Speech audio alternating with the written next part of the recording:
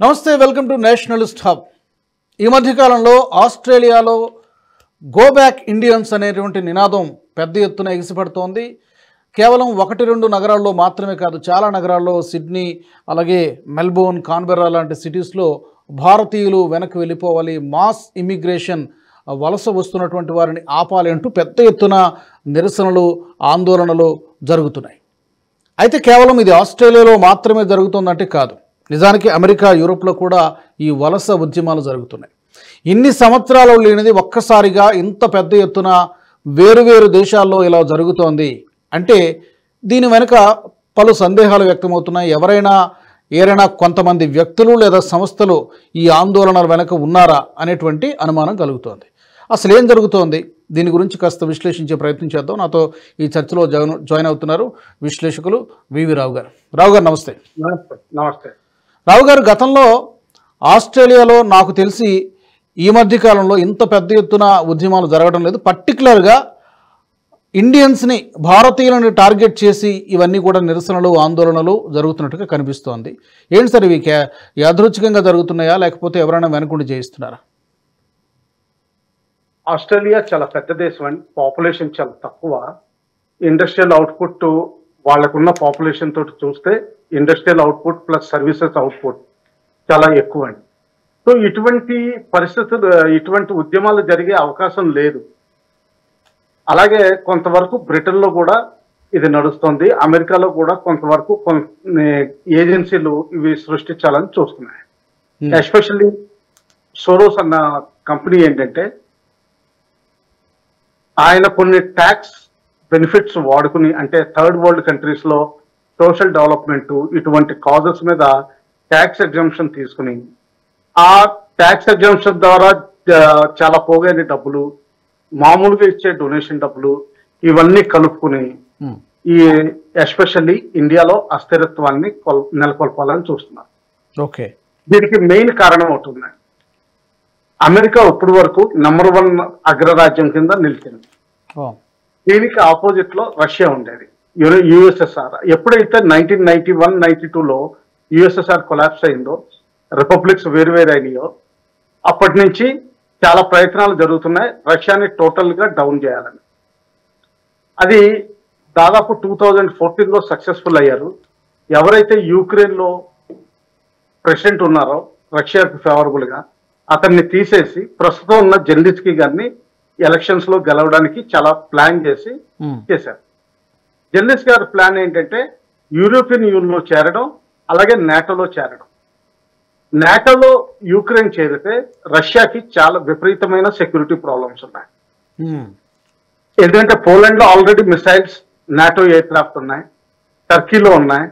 తర్వాత ఒకవేళ యుక్రెయిన్ లో కూడా జరిగి క్రిమియా అన్న చిన్న భాగాన్ని కూడా యుక్రెయిన్ తీసుకుంటే రష్యాకి అసలు బ్లాక్ సీ యాక్సెస్ అన్నది ఉండదు, మెడిటేరియన్ సీ యాక్సెస్ ఉండదు.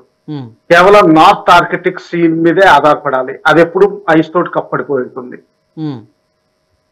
తర్వాత ఏంటంటే మాస్కో అక్కడికి చాలా దగ్గర, కేవలం 250 మైళ్ళ లోపే ఉంటుంది.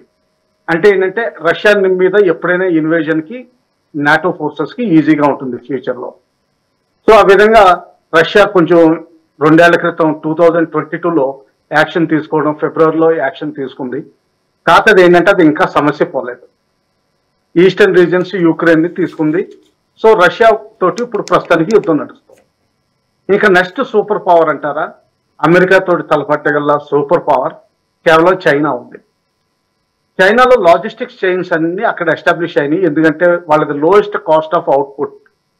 ఎందుకంటే కమ్యూనిస్ట్ గవర్నమెంట్ గ్యారంటీ చేస్తుంది లోయెస్ట్ కాస్ట్ లో తయారయ్యే విధంగా, ఏదో విధంగా ఫైనాన్షియల్ గా కానీ ఫిజికల్ లాస్ ద్వారా కానీ చేస్తుంది. కొన్ని సంవత్సరాలుగా మల్టీపోలారిటీ అన్నది ఒక కాన్సెప్ట్ మొదలైంది.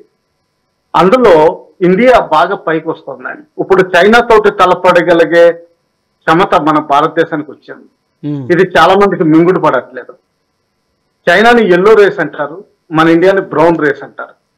ఈ బ్రౌన్ రేస్ అన్నది వైట్ రేస్ తోటి తలపడడం ఈ వైట్ రేస్ కి ఎంతకి నచ్చట్లేదు, అందుకని ఇవి నడుస్తున్నాయి. రెండోది గుర్తుపెట్టుకోవాల్సింది ఏంటంటే మన ప్రవాస భారతీయులు ఎక్కడైతే ఉన్నారో, అమెరికా కానివ్వండి, ఆస్ట్రేలియా కానివ్వండి, న్యూజిలాండ్ కానివ్వండి, చాలా హార్డ్ వర్క్ చేస్తారు, హైలీ టెక్నికల్ ప్రొఫెషన్స్ లో ఉన్నారు, మెడిసిన్, ఇంజనీరింగ్ అటువంటి ప్రొఫెషన్స్ లో ఉన్నారు. దీనివల్ల ఏమైందంటే ఈ ఆ రెస్పెక్టివ్ దేశాల యావరేజ్ శాలరీ ఎంత ఉంటుందో దానికంటే డబుల్ మన భారతీయుల యావరేజ్ శాలరీ ఉంటుంది. తక్కువ ఎగ్జాంపుల్ ఉందండి. ఇప్పుడు ఫర్ ఎగ్జాంపుల్ అమెరికా తోటి పోలిస్తే అమెరికాలో ఉన్న భారతీయుల స్ట్రెంత్ దాదాపు 40 లక్షలు. ప్రతి సంవత్సరం 4 లక్షలు కొత్తగా స్టూడెంట్స్ వెళ్తున్నారు. అందరూ వీసా కోసం 99% అప్లై చేస్తారు. అలాగే గ్రీన్ కార్డు కూడా అప్లై చేస్తారు. ర్యాపిడ్ గా పాపులేషన్ పెరుగుతోంది భారతీయులది. ప్లస్ మన వాళ్ళు దాదాపు కంపెనీస్, మేజర్ కంపెనీస్ అన్నిటికీ CEO లెవెల్ కి ఎదిగారు. సో దీనివల్ల ఏంటంటే మన సగటు భారతీయుల అమెరికాలో ప్రవాస భారతీయుల ఆదాయం ఎంతంటే $84,000 to $86,000 ఉంది సంవత్సరానికి. అదే నేషనల్ యావరేజ్ వాళ్ళకి అందరినీ కలుపుకుంటే, అన్ని జాతీయుల్ని కలుపుకుంటే 48 to 52 మధ్యలో ఉంటుంది. సో అంటే దాదాపు డబల్ కాకపోతే 80-85% ఎక్కువ ఉంది. సో ఈ విధంగా కొంతవరకు కంటగింపు ఉంటుంది. బయట నుంచి ఎవరో వచ్చి మన దేశంలో పనిచేస్తా మన కంపెనీలన్నీ టేక్ ఓవర్ చేసి, అంటే టాప్ పొజిషన్స్ అన్ని తీసుకుని మనకి తక్కువ జీతాలు ఇస్తూ వాళ్ళు ఎక్కువ జీతాలు డ్రా చేస్తున్నారు. ఇంకా కొంచెం చూస్తే టెక్సస్ అనే ఏరియాలో అంతకుముందు చైనా వాళ్ళు వాళ్ళ సొంత పోలీస్ స్టేషన్లు పెట్టుకోవడం మొదలుపెట్టారు. చైనా ఏ ఏరియాలో అయితే డామినేషన్ చేస్తుందో చైనీస్ పీపుల్ ఉన్నారో అక్కడ పోలీస్ స్టేషన్లు కూడా మొదలుపెట్టింది. విపరీతంగా స్థలాలు కొనడం మొదలుపెట్టారు. సో అమెరికన్ గవర్నమెంట్ వాళ్ళ మీద ఆంక్షలు విధించింది. ఈ మధ్యన తెలిసి వచ్చింది ఏంటంటే ఎప్పుడైతే జాబ్ అస్థిరత నెలకొందో టెక్సస్ లో భారతీయులు ఎక్కువ స్థలాలు కొనడం మొదలుపెట్టారు. దాదాపు టెక్సస్ అన్నది ఇండియన్ ఫైనాన్స్ డామినేషన్ లోకి వచ్చినట్టు చాలా మంది లెక్క పెడతారు. సో ఈ విధంగా ఏంటంటే ఇది డామినేషన్ యొక్క సోషల్ కాన్ఫ్లిక్ట్ వస్తుంది. సో ఫస్ట్ థింగ్ ఏంటంటే జార్జ్ సోరోస్ అన్న ఆర్గనైజేషన్ వీళ్ళు ఏంటంటే extreme left people, white domination supremacy, Christian supremacy, ఈ మూడు చూసుకుంటారు. అంటే ప్రజల్లో లేనటువంటి భావాల్ని వీళ్ళు ఈ సంస్థలు లేకపోతే వ్యక్తులు రేకెత్తిస్తున్నారా, లేకపోతే నిజంగానే అక్కడ ఉన్నటువంటి ప్రజల్లో ఏమైనా ఈ అసంతృప్తి ఉన్నదా, వీళ్ళు వచ్చి మా ఉద్యోగాలు తీసుకుపోతున్నారు, లేకపోతే మా సంస్కృతిని చిన్నాభిన్నం చేస్తున్నారు, స్పాయిల్ చేస్తున్నారు, ఆ పాయింట్లో ఏమైనా అసలు లాజిక్ ఉందా, వాస్తవం ఉందా? ఒక 15 to 20% లోకల్స్ లో భావం ఉండొచ్చు, ఎందుకంటే అది న్యాచురల్. ఇప్పుడు మన దేశంలో కూడా చాలా ఇన్సిడెంట్స్ జరుగుతాయి. పంజాబీస్ ఎప్పుడైతే కెనాల్స్ రాజస్థాన్ కి రావడం మొదలు పెట్టినాయో అనూప్గఢ్, బికనేర్, జైసల్మేర్ ఇటువంటి ఏరియాస్ లో పొలాలు కొనడం మొదలు పెట్టారు. అందువల్ల రాజస్థాన్ గవర్నమెంట్ బయట వాళ్ళు వచ్చి పొలాలు కొనలేకుండా రిజిస్ట్రేషన్స్ ఇవన్నీ బ్యాన్ చేసి కంట్రోల్ చేసింది. అలాగే మన ఆంధ్రాది కూడా చూస్తే ఏంటంటే ఒకప్పుడు కర్ణాటక బోర్డర్ డిస్ట్రిక్ట్స్ లోకి వెళ్ళి రాయచూర్, బళ్ళారి, గుల్బర్గా ఇటువంటి డిస్ట్రిక్ట్స్ లోకి వెళ్ళి పొలాలు ఎక్కువ కొనడంతో కొంత స్థానికులతో అసంతృప్తి ఉంటుంది. అయితే అది controllable measure. Political parties, democracies ఏమవుతున్నాయంటే డామినేట్ గా 2 పార్టీస్ అయిపోయినాయి ప్రతి దేశంలోనూ, లేకపోతే 2 యూనియన్ ఆఫ్ పార్టీస్. మన ఇండియాలో ఎన్డీఏ, యూపీఏ ఎలాగున్నాయో అలాగా.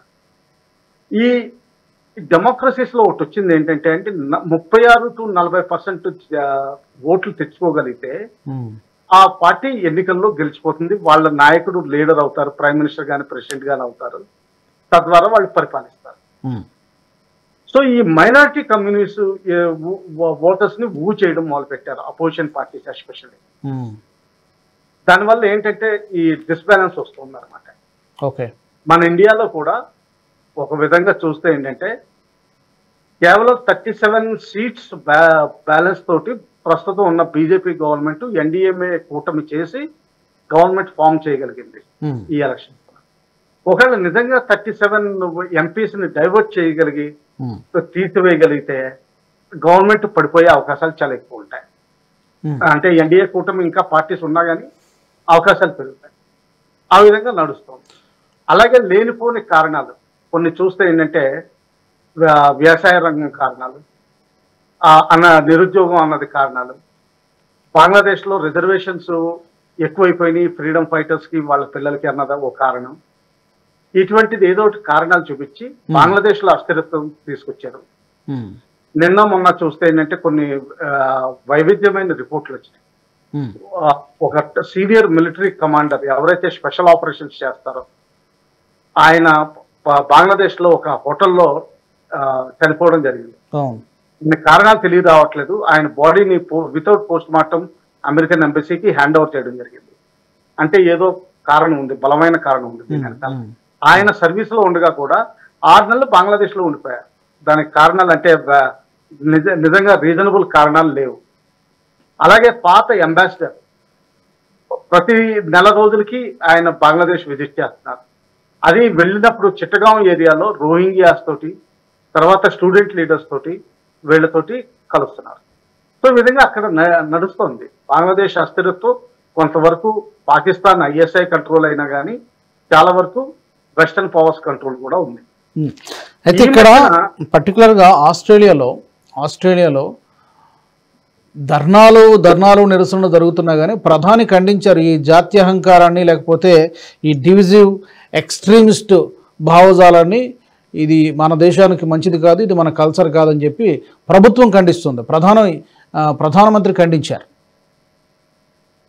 ఫస్ట్ థింగ్ కూడా చూడాలండి, ఆస్ట్రేలియా మనం కామన్వెల్త్ అన్న గ్రూప్, అంటే ఎవరైతే ఒకప్పుడు బ్రిటిష్ కాలనీస్ కింద ఉండేవారో బ్రిటిష్ సామ్రాజ్యపు లెక్కల్లోనే కామన్వెల్త్ అన్న దాంట్లో ఉన్నారు. వీళ్ళకి కొన్ని రిస్ట్రిక్షన్స్ ఈజీ అవుతాయని.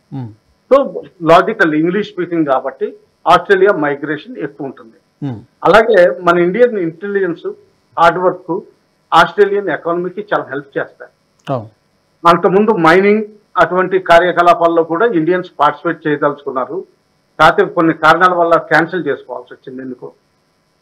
సో ఏ దేశమైనా సరే ఎస్పెషల్లీ పాపులేషన్ తక్కువ ఉన్నప్పుడు మంచి క్రీమీ లేయర్ని బయట నుంచి తీసుకొస్తే, అంటే ఇంటెలిజెన్సియా, తర్వాత హార్డ్ వర్కింగ్ పీపుల్, స్కిల్స్ ఎక్కువ ఉన్న వాళ్ళని తీసుకొస్తే ఆ దేశం డెవలప్ అవుతుందండి. ఫర్ ఎగ్జాంపుల్ అమెరికాని తీసుకోవచ్చు.